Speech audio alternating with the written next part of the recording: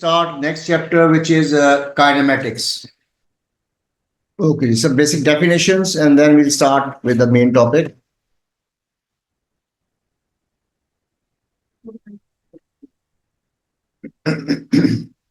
So, what is distance? वैसे ही distance क्या होता है? O level AS की definition एक ही है ना?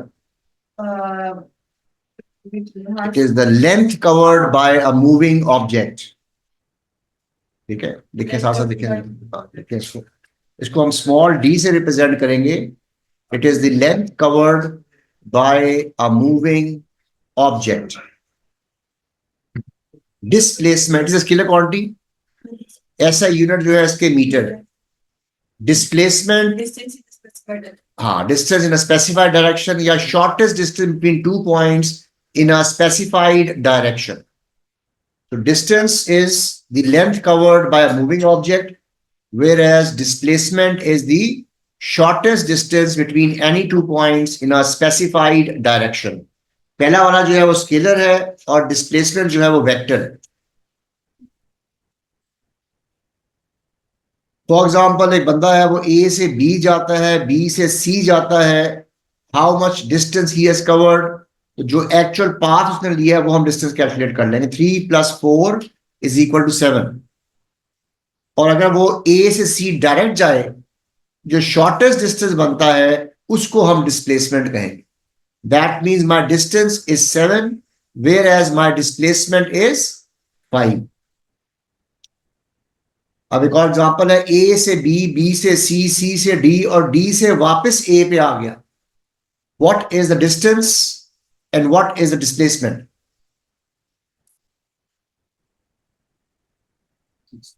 16 meters is the distance. Displacement is 0. That is, अगर आप 10 मीटर ऊपर जाए, नॉर्थ की तरफ जाए, 10 मीटर साउथ की तरफ वापस आ जाए, तो आपकी डिस्टेंस क्या होगा, डिस्प्लेसमेंट क्या होगी? हाँ. सो सिंपल कॉन्सेप्ट ये है कि आपकी डिस्प्लेसमेंट 0 हो सकती है despite the fact that you have covered a certain distance if you return back to your.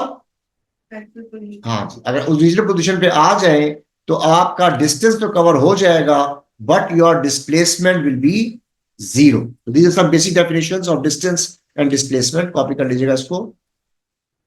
Okay जी, नेक्स्ट आता है हमारा speed and velocity. What is speed? Distance travelled per unit time या rate of change of distance भी कह सकते हैं इसको. It is a scalar quantity और स्ट्रेट अवे अगर आपने स्पीड निकालनी है तो डिस्टेंस को टाइम से डिवाइड कर दें, you will get the value of speed. मगर हम आम तौर पे जो कैलकुलेट करते हैं वो एवरेज स्पीड. एवरेज स्पीड का मतलब होता है total distance divide by total time taken. और अगर आपको 2 स्पीड दे दी जाए कि गाड़ी पहले यू पे थी फिर वी हो गई, व्हाट इज द एवरेज? आप दोनों को ऐड करके डिवाइड बाय 2 भी कर सकते हैं. मगर आमतौर पे हम total distance over total time taken जो है ये यूज करते हैं to find the value of average speed.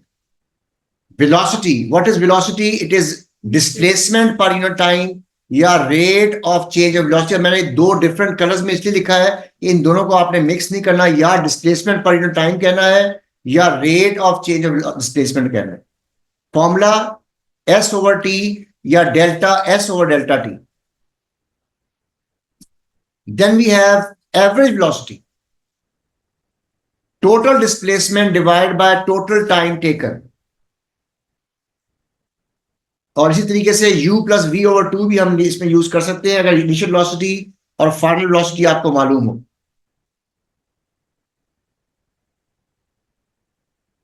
Then we have the concept of uniform velocity. Uniform velocity का मतलब यह है कि आपके डिस्प्लेसमेंट पर यूनिट टाइम जो है वो कांस्टेंट है. यानी जितना डिस्टेंस आप डिस्प्लेसमेंट आप कर रहे हैं 1 सेकंड में, नेक्स्ट सेकंड में भी वही डिस्प्लेसमेंट कर रहे हैं. तो यूनिफॉर्म वेलोसिटी सिर्फ कांस्टेंट वेलोसिटी कहेंगे तो नंबर नहीं मिलेंगे. आपने कहना displacement per unit time is constant, मतलब कांस्टेंट वेलोसिटी ही होती है. मगर डेफिनेशन में आपको प्रॉपर स्टेटमेंट देनी पड़ेगी।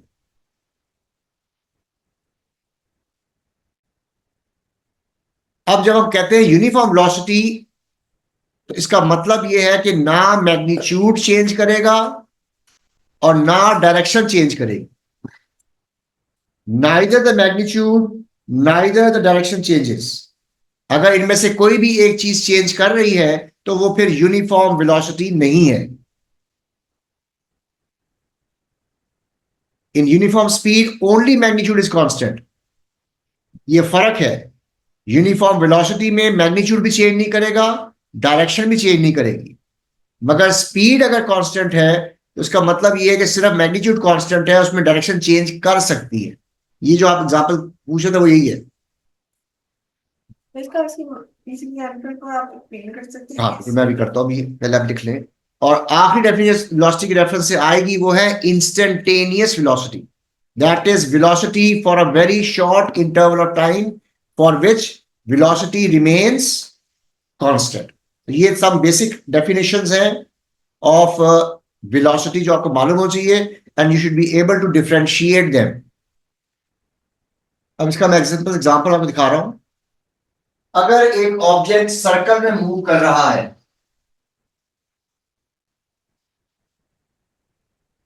ये पॉइंट ए है, इस वक्त वेलोसिटी वी ए है। दिस इज पॉइंट बी, इस वक्त वेलोसिटी जो है वो वी बी है। इसी तरीके से जब यहां पहुंचेगा इसकी वेलोसिटी वी सी हो जाएगी, और जब यहां पहुंचेगा तो velocity will be v d. इसमें speed is constant, circular motion है ये, बट वेलोसिटी इज चेंजिंग। क्यों? क्योंकि डायरेक्शन चेंज हो रही As velocity is a vector and if direction changes, velocity changes, vector changes।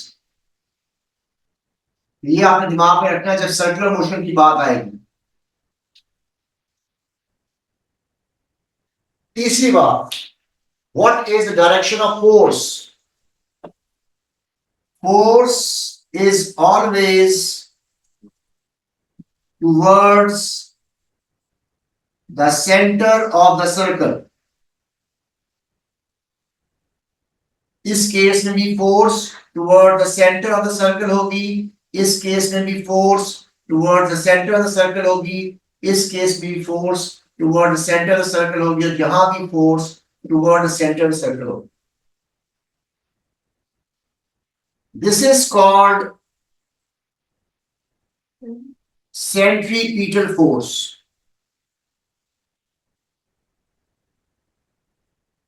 And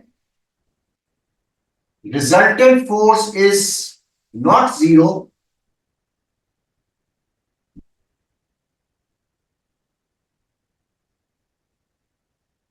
it is centripetal force। यानी कि अगर आपसे कहा जाए कि इसकी स्पीड तो कांस्टेंट है, तो फिर रिजल्टेंट फोर्स क्या है? रिजल्टेंट फोर्स जीरो नहीं है, बिकॉज रिजल्टेंट फोर्स इसकी वेलोसिटी को चेंज कर रही है। और इसीलिए अगर आपसे कहा जाए what is the direction of acceleration, तो एक्सेलरेशन की डायरेक्शन भी towards the centre of the circle होगी, क्योंकि जब तक फोर्स नहीं लगेगी इसकी वेलोसिटी चेंज नहीं करती। तो इस केस में ये तमाम कंडीशंस आपने दिमाग में रखनी है when you are answering a question about circular motion. इसमें रिजल्टेंट फोर्स जीरो नहीं होती, resultant force is towards the center of the circle, providing centripetal force। Clear? Next is acceleration। What is acceleration? Rate of change of velocity। इसको आमतौर पर लिखते हैं change in velocity over time, delta V over delta T. और अगर आपके पास u और v इनिशियल फाइनल वेलोसिटी है, a is for acceleration and t is for time interval, तो आपके एक्सेलरेशन का फॉर्मूला बन जाएगा a is equal to v minus u over t. a is equal to v minus u over t, और वैसे acceleration भी vector quantity है. Then we have uniform acceleration. What is uniform acceleration? Rate of change of velocity is constant. Constant. Rate of change of velocity is constant. तो इसको हम uniform acceleration कहेंगे. So there will be no change in magnitude or direction. जब uniform acceleration की बात की जाएगी तो वहां पे there is no change in magnitude और डायरेक्शन. ना मैग्नीट्यूड चेंज करेगा और ना ही डायरेक्शन चेंज करेगी. जब तक ये दोनों चीजें कांस्टेंट है, एक्सेलरेशन इज कांस्टेंट. अगर डायरेक्शन चेंज, अब आता है इक्वेशंस, तो फिर एक्सेलरेशन चेंज होगी. एक्सेलरेशन डायरेक्शन पे डिपेंड नहीं करता. एक्सेलरेशन चेंज होगी तो फिर डायरेक्शन चेंज, एक्सेलरेशन चेंज हो जाती है. अब हमारे पास आते हैं इक्वेशंस ऑफ मोशन, यानी कि हमने कोई क्वेश्चन को सॉल्व करना है तो कौन सी इक्वेशन यूज करेंगे. सबसे पहली जो चीज है वो मैं ओ लेवल की जो आप दो इक्वेशंस थी वो आपको मैं याद दिला रहा हूं. वो क्या है कि अगर आपने डिस्प्लेसमेंट निकालनी है तो constant velocity multiply by time करेंगे तो you will get the value of displacement. ये स्ट्रेट अवे हम यूज कर सकते हैं, मगर इसके लिए जरूरी है कि आपकी वेलोसिटी कांस्टेंट है. अगर वेलोसिटी चेंज कर रही है तो फिर आप यूज करेंगे v average into time, and that is u plus v divide by 2 into t. ये दो इक्वेशंस हैं जो हम ओ लेवल में इस्तेमाल किया करते हैं.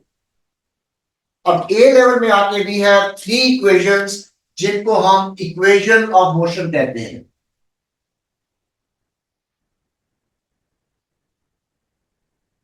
जो पहली इक्वेशन है वो तो हम अभी भी यूज कर रहे हैं, a is equal to v minus U over T. अगर आपने एक्सेलरेशन निकालनी है तो v minus U over T से निकाल लेंगे.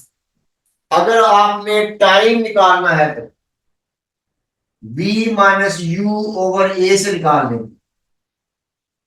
ऑन द अदर हैंड अगर आपने v निकालना है तो v minus U is equal to A T हो जाएगा, और यहां से v is equal to U plus A T. आमतौर पे इस इक्वेशन को हम फर्स्ट इक्वेशन कहते हैं, मगर बेसिक डेफिनेशन से ही आप उसको याद कर लें. a is equal to v minus U over T.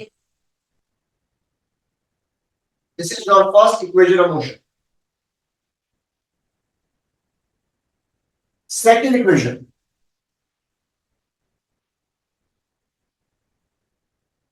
अब ये याद रखना है आपने इक्वेशन की s, इसका फॉर्मूला क्या है, s is equal to U T plus 1 over 2 A T square. ये आपकी सेकंड इक्वेशन. इसकी डेरिवेशन मैं करके दिखा रहा हूं, मगर वो आमतौर पे डेरिवेशन पूछता नहीं है, मगर you should have an idea कि हमने ड्राइव किस तरह किया. इसको हम ड्राइव करते हैं यहां से. s is equal to u plus v over 2 into t. यहां से हम ड्राइव करते हैं इसको. हम v की जगह ये पुट कर देंगे.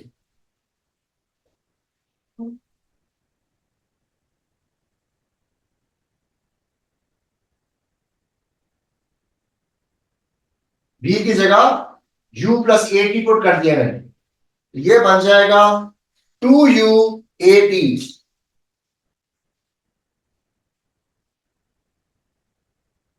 Divide by 2 multiply by T. T दोनों से मल्टीप्लाई होगा. अब 2 क्योंकि कॉमन डिवाइजर है तो 2u ओवर 2 तो 1 हो जाएगा, और t से मल्टीप्लाई करेंगे तो यह बन जाएगा 2ut over 2 plus 1 over 2 at square. And if you simplify this, 2 से 2 कट गया and you get ut plus half at square. ये हमने प्रूफ कर दिया। आमतौर पर वो प्रूफ नहीं पूछता, आपको इक्वेशन जो है वो बाय हार्ट याद होनी चाहिए। तो this is your first equation, इसको इस तरह याद कर ले, चाहे चाहे इस तरह याद कर ले। This is your second equation, derive मैंने कर दिया है, but derivation is not asked. Third equation,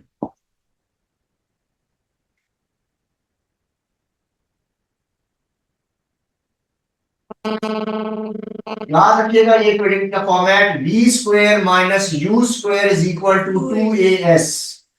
अब ये तीनों इक्वेशंस आपको बाय हार्ट याद होने चाहिए।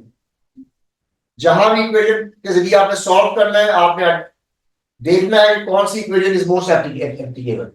उसके लिए जो भी डाटा दिया होगा, पहले डाटा को कॉपी करें, देखें डाटा क्या कह रहा है, फिर आपने इनमें से इक्वेशन चूज करनी। इसको ड्राइव कैसे करेंगे, नोट कीजिएगा, मैं यहां से स्टार्ट कर रहा हूं। v minus U is equal to A T, ये पहली इक्वेशन। यहां से यहां आए थे, यहां से यहां आए थे, और यहां से फिर यहां आए, ये v माइनस यू का फॉर्मूला आ गया। दूसरी इक्वेशन हम करेंगे यहां से, ये देखिए u plus V over 2 into T था, तो u प्लस वी कितना हो जाएगा, v plus U is equal to multiply होगा, टी डिवीजन में आएगा, S2 2s होगा 2a 2s over T.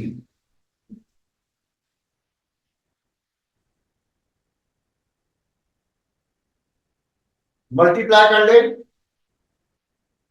v minus U into V plus U, A T multiply by 2s over T, T से T cut जाएगा, v square minus U square is equal to 2as। ये तीनों equation जो है ये आपको by heart याद होने चाहिए, डेरिवेशन वो आपसे नहीं पूछेगा।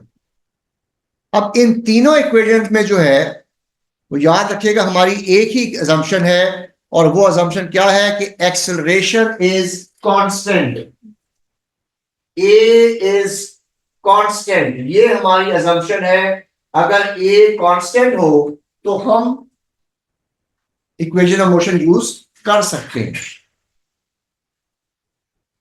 ठीक है।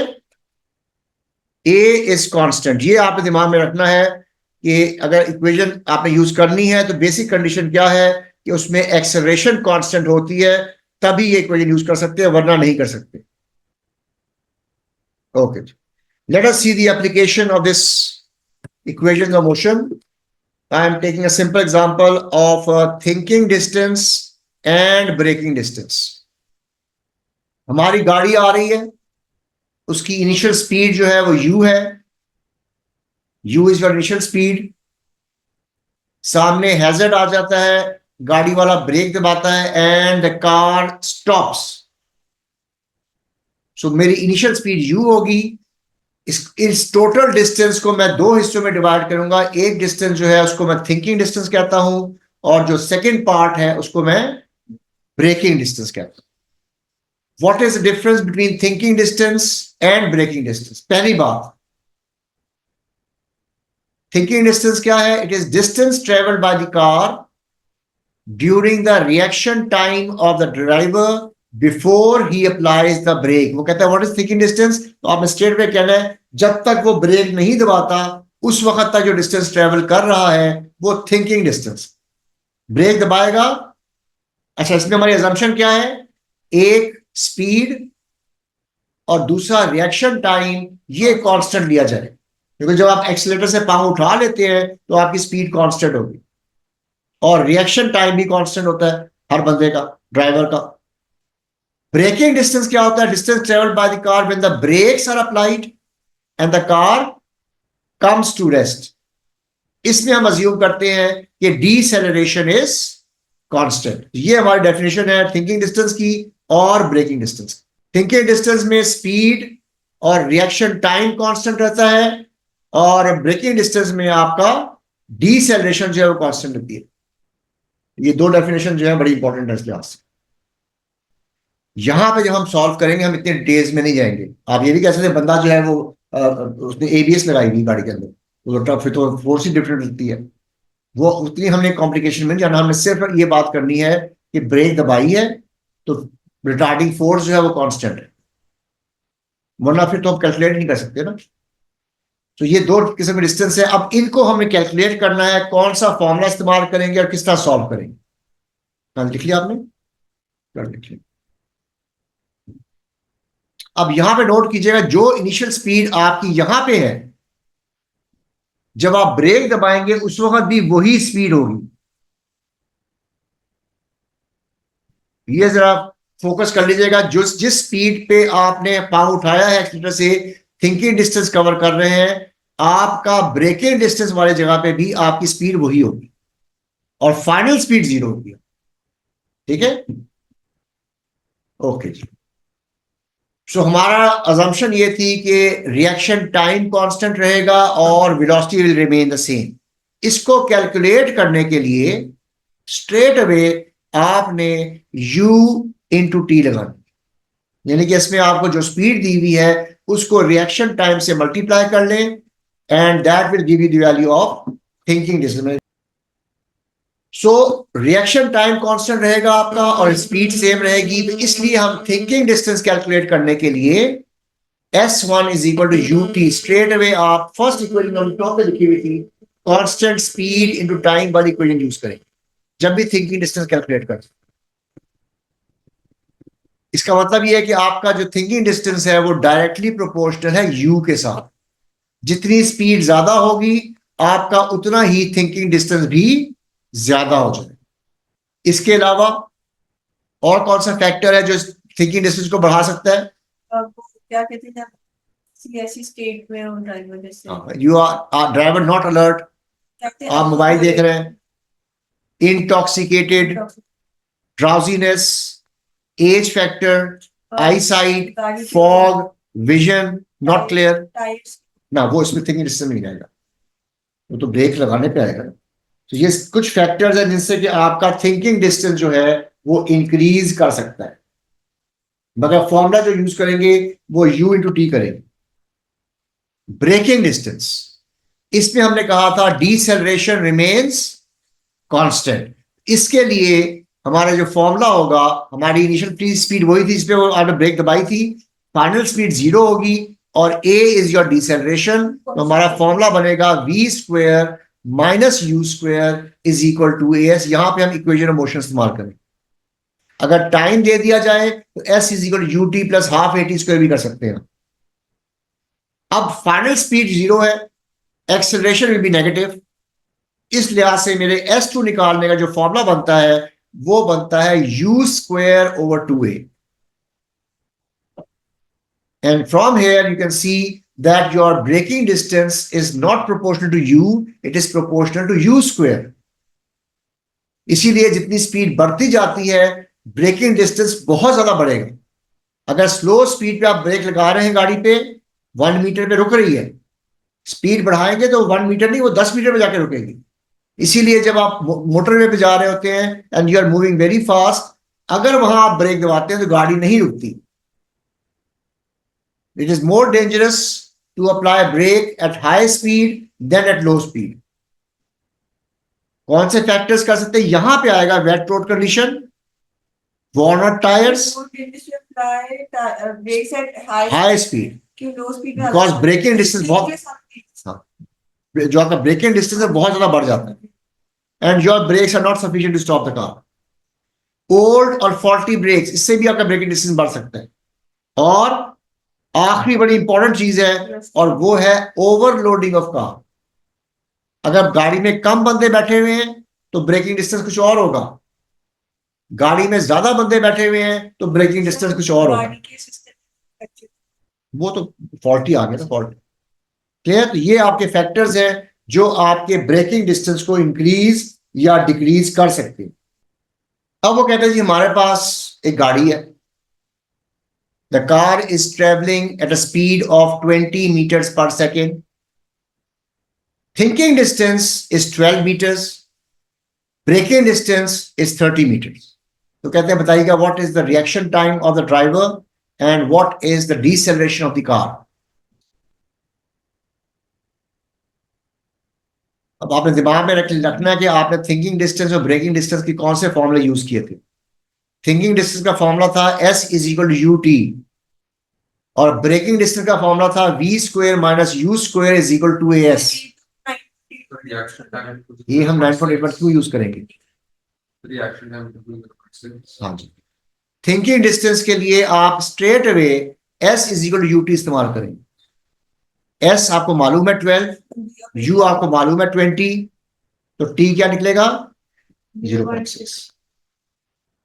क्लियर? अब डिसेलरेशन किस फॉर्मूले में आता है? ब्रेकिंग डिस्टेंस के फॉर्मूले में आता है, और ब्रेकिंग डिस्टेंस का फॉर्मूला है V square minus U square is equal to 2AS। इसमें फाइनल वेलोसिटी 0 है, इनिशियल वेलोसिटी 20 है, A आपने निकालना है, S आपका जो है वो 30 मीटर, 6.67 नेगेटिव में आ रहा है, इसका मतलब है डिसेलरेशन।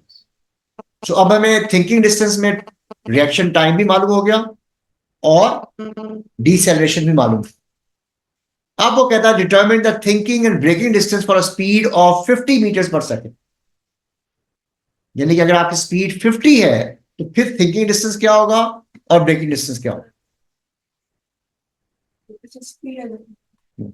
तो रिएक्शन टाइम वही रहेगा, डिसेलरेशन भी वही रहेगी। What will be new distance now? पहले वाले का तो अगर स्पीड 50 है तो 0.24 टाइम होगा हमारा। 0.24 टाइम कहां से आ अगर गया? स्पीड हमारी 50 है, हाँ 20 के बजाय, हाँ, तो 0.24 टाइम होगा। वो क्यों होगा? अगर स्पीड मेरी 50 है और बेटा गाड़ी में आप जा रही हैं, आपका रिएक्शन टाइम चेंज हो जाएगा? रिएक्शन टाइम जो निकाला वही रहेगा ना। हाँ जी, लेकिन रिएक्शन टाइम चेंज नहीं करेगा ना।